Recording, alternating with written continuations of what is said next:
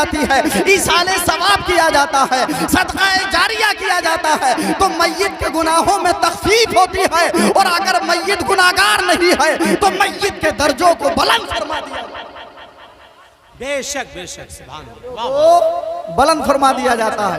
Time کم ہے، میں اسی کے حوالے سے ایک حدیث شریف سناؤں گا اور اس سے کچھ گفتگو کروں گا اور انشاءاللہ رخصت ہو جاؤں گا۔ آئیے مشکات شریف کی حدیث سے میرے آقا ارشاد فرماتے ہیں اذا دفن المیت فہی کالغریق المتغوث، جب مردے کو دفن کیا جاتا ہے تو اس کی حالت ایسی ہوتی ہے جیسے کہ ڈوبنے والا فریاد کر رہا ہو، جیسے کہ ڈوبنے والا گریہ ازاری کر رہا ہو۔ آج اس حدیث سے ہم اس بات کا سبق سکھانا چاہتے ہیں کہ اے لوگوں، اپنے عزیزوں کو، اپنے مردوں کو ہمیں کتنا یاد کرنا چاہیے۔ آج وہ ہمارے استغفار کے کتنے منتظر ہیں، آج وہ ہماری صدقہ جاریہ کے کتنے منتظر ہیں، آج وہ ہمارے ایصال ثواب کے لیے کتنے منتظر ہیں۔ بلا شبہ مرنے کے بعد رابطہ ٹوٹتا نہیں ہے، بلکہ مرنے کے بعد تو رابطہ اور وسیع ہو جاتا ہے، رابطہ اور مضبوط ہو جاتا ہے، کیا بات، بہت اچھا حضرت، بے شک اور مضبوط ہو جاتا ہے، ٹوٹتا نہیں ہے۔ اور میت حالات زار میں عرض کرتی ہے جیسے کہ ڈوبنے والا فریاد کر رہا ہو، چاہے وہ کسی بھی حیثیت کا آدمی ہو، چاہے وہ کسی بھی مرتبے پر فائز ہو، لیکن جناب جب وہ اس کا انتقال ہوتا ہے اور جاکنی کا وقت ہوتا ہے تو جناب اس جاکنی کے وقت کی منظر کشی کی گئی ہے، اس جاکنی کے وقت کو جناب بیان کیا گیا ہے جیسے کہ ڈوبنے والا فریاد کر رہا ہو۔ اب آپ جانتے ہیں کہ ڈوبنے والے کی فریاد کیا ہوگی؟ ڈوبنے والا اپنی پراپرٹی کو یاد نہیں کرتا ہے، اپنے سیم و زر کو یاد نہیں کرتا ہے، اپنے سونے اور چاندی کو یاد نہیں کرتا ہے، اپنے منصب اور عہدے کو یاد نہیں کرتا ہے۔ اس کی ایک ہی فریاد ہوتی ہے، ایک ہی آہ و فغاں ہوتی ہے، ایک ہی گریہ ازاری ہوتی ہے کوئی میری دستگیری کرنے والا ہے، کوئی مجھے اس پانی سے نجات دلانے والا ہے، مجھے کوئی اس ہلاکت سے بچانے والا ہے، مجھے ان بلبلوں سے چھٹکارا دلانے والا۔ اللہ اکبر، وہ رو رہا ہوتا ہے، وہ گریہ ازاری کر رہا ہوتا ہے کہ مجھے بچا لو، کیا بات، اللہ گیری کر لو، میرا ہاتھ پکڑ لو، مجھے اس بلا سے نجات دے دو، مجھے ہلاکت سے بچا لو۔ اللہ اکبر، یہی حالت جب قبر میں مردے کو دفن کیا جاتا ہے۔ اللہ اکبر، احباب بھی آ رہے ہیں، اسی طریقے سے عام و خاص بھی دفن کر کے آ جاتے ہیں، قبرستان میں منو مٹی کے حوالے کر دیتے ہیں۔ وہ قبر ہے جو آج جناب پیش آ رہی ہے، یہی قبر ہے جو صبح و شام ہمارے لیے پکار رہی ہے، اے انسان تو میری زمین پر اکر کر نہ چل، وَلَا تَمْشِ فِي الْأَرْضِ مَرَحًا إِنَّكَ لَن تَخْرِقَ الْأَرْضَ وَلَن تَبْلُغَ الْجِبَالَ طُولًا۔ اے انسان، قرآن فرما رہا ہے کہ تو زمین پر اکڑ کر نہ چل، نہ تو پہاڑوں کی بلندیوں کو پہنچ سکتا ہے اور نہ ہی زمین کو پھاڑ سکتا ہے۔ کیا بات، بے شک، بڑی عاجزی کے ساتھ زندگی گزارنی ہے، بڑی انکساری کے ساتھ زندگی گزارنی ہے، بڑی تواضع کے ساتھ زندگی گزارنی ہے۔ جو تواضع کے ساتھ زندگی گزارتا ہے، جو عاجزی کے ساتھ زندگی گزارتا ہے، جو کم تر رہ کر کے عاجزی گزارتا ہے، جو جناب والا کمزور رہ کر کے زندگی گزارتا ہے، جو صبر کے ساتھ زندگی گزارتا ہے، جو استقامت کے ساتھ زندگی گزارتا ہے، میرے آقا ارشاد فرماتے ہیں من تواضع للہ فقد رفعہ اللہ، جو اللہ کے لیے عاجزی کرتا ہے اللہ ہم اس کے درجوں کو بلند فرما دیتا ہے۔ کیا بات ہے، سبحان اللہ سبحان اللہ، بہت اچھا حضرت، زندہ باد زندہ باد، سبحان اللہ، زندہ باد زندہ باد، ماشاء اللہ ماشاء اللہ۔ تو قبر سے وہی آواز آ رہی ہوتی ہے، بہت اچھا پیغام ہے، اور اس آواز کو انسان اور جنات کے علاوہ ساری مخلوق سے، کیونکہ یہ احکام شرع کے پابند ہے، یہ مکلف ہیں، اور ایمان بالغیب کا نام ہے، یعنی یہ عذاب کو دیکھ کر کے ایمان لانا یہ ایمان مقبول نہیں ہے، ضروریات دین کو بغیر دیکھے ایمان لانا یہ ایمان ہے۔ میرے آقا نے جو اللہ کی جانب سے لا کر کے بتا دیا ہے، سرکار کی بات پر ہم نے گواہی دے دی ہے، سرکار کی آواز پر ہم نے لبیک کہہ دیا ہے، اسی کا نام ایمان ہے۔ اللہ اکبر، ذرا اندازہ تو لگاؤ، لہذا اس آواز کو سن سن رہے ہیں، میت پکار رہی ہے، عرض کر رہی ہے کوئی ہمارے لیے ایصال ثواب کرنے والا ہے، کوئی ہمارے لیے اسی طریقے سے جناب آہو فغا کرنے والا ہے، کوئی ہمارے لیے اللہ کی راہ میں خرچ کرنے والا، جس صدقہ جاریہ کا ثواب ہمیں مل جائے، جس ایصال ثواب سے ہمارے گناہوں میں تخفیف ہو جائے، ہے کوئی ہمارے لیے دعائے مغفرت کرنے والا جس کی وجہ سے ہمارے گناہوں صغیرہ کو مٹا دیا جائے، ہمارے درجوں کو بلند کر دیا جائے۔ اللہ اکبر میرے بھائیو، اب آئیے جب ادھر سے میت آہو فغا کر رہی ہے اور ادھر سے عزیز ایصال ثواب سبحان اللہ سبحان مغفرت کی دعا کر رہا ہے۔ غفران بھائی نے الحمدللہ کتنے علماء کو جمع کیا، پردھان جی نے بلایا، یہ دعائیں مغفرت کے لیے ہے۔ کتنا انہوں نے اپنے والد کے لیے صدقہ جاریہ کیا ہے، کنہوں نے یہ رفاع عام کے لیے کام کیا ہے، اللہ قبول فرمائے الحمدللہ، اور کرتے ہیں اور انشاءاللہ کرتے رہیں گے، اس لیے کہ یہی چیز زندوں کے کام آنے والی ہے اور یہی چیز مردوں کے بھی کام آنے والی ہے۔ لہذا جب ادھر سے ایصال ثواب کیا اور مغفرت کی دعا کی، صدقہ جاریہ کیا، تو اب جناب قیامت کا منظر لائیے، میدان محشر بپا ہوگا، میزان کو قائم کیا جائے گا۔ قرآن ارشاد فرما رہا وَنَضَعُ الْمَوَازِينَ الْقِسْطَ لِيَوْمِ الْقِيَامَةِ، اور ہم قیامت کے دن ترازو کو رکھیں گے، اللہ اکبر، ذرے ذرے کا حساب ہوگا۔ قرآن ارشاد فرما رہا ہے ثُمَّ لَتُسْأَلُنَّ يَوْمَئِذٍ عَنِ النَّعِيمِ، پھر اس دن ہر نعمت کے بارے میں پوچھا جائے گا، جس کے پاس جتنی زیادہ نعمتیں ہیں اس کا اتنا ہی زیادہ کڑا حساب ہوگا، اس سے اتنا ہی زیادہ حساب ہوگا۔ اللہ اکبر، اندازہ لگاؤ، میدان محشر بپا ہوگا، میزان قائم کیا جائے گا، ہر ایک بندے کے اعمال نامے سامنے ہوں گے۔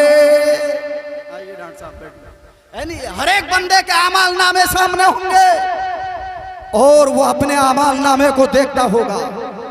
مومنوں کے نیکوں کا نامہ اعمال داہنے ہاتھ میں ہوگا، سیدھے ہاتھ میں ہوگا، اور بروں کا اور کافروں کا نامہ اعمال الٹے ہاتھ میں ہوگا۔ اللہ اکبر، میزان قائم ہے، اعمال تولے جا رہے ہیں۔ یہی انسان اپنی نیکیوں کو دیکھ رہا ہے، ایک ایک نیکی کو ملاحظہ فرما رہا ہے، ایک ایک جناب اچھائی کو وہ اپنی آنکھوں سے دیکھ رہا ہے۔ جی، کچھ اچھائیاں وہ ہوں گی جو اس نے اپنے زندگی میں خود کی ہیں، ہر ایک نوعیت کی اچھائی ہوگی، مالی اچھائی الگ ہوگی، بدنی اچھائی الگ ہوگی، مالی عبادت الگ ہوگی، بدنی عبادت الگ ہوگی، زبانی عبادت الگ ہوگی، دل کی عبادت الگ ہوگی، آجائے زوارے کی عبادت الگ ہوگی، ظاہری عبادت الگ ہوگی، ریاکاری والی عبادت الگ ہوگی، اور خلوص اور للہیت والی عبادت الگ ہوگی، اور ایک وہ نیکیاں ہوں گی جو اس نے خود نہیں انجام دی ہوں گی، اس نے خود نہیں کی ہوں گی، اس کے متعلقین نے کی ہوں گی، بہت اچھا حضرت، واہ ماشاءاللہ، نہیں دی ہوں گی لیکن اس کے متعلقین نے دی ہوں گی، اس کے رشتہ داروں نے اس کی نیت کر کے وہ نیکیاں کی ہوں گی، اس کے بیٹوں نے اس کی نیت کر کے وہ نیکیاں کی ہوں گی، اس کے عزیزوں نے اس کی نیت کر کے وہ نیکیاں کی ہوں گی، صدقہ کیا ہوگا، ایصال ثواب کی نیت ہوگی، نمازیں پڑھی ہوں گی، ایصال ثواب کی نیت ہوگی، واجبات ادا کیے ہوں گے، ایصال ثواب کی نیت ہوگی، سنن و مستحبات ادا کیے ہوں گے،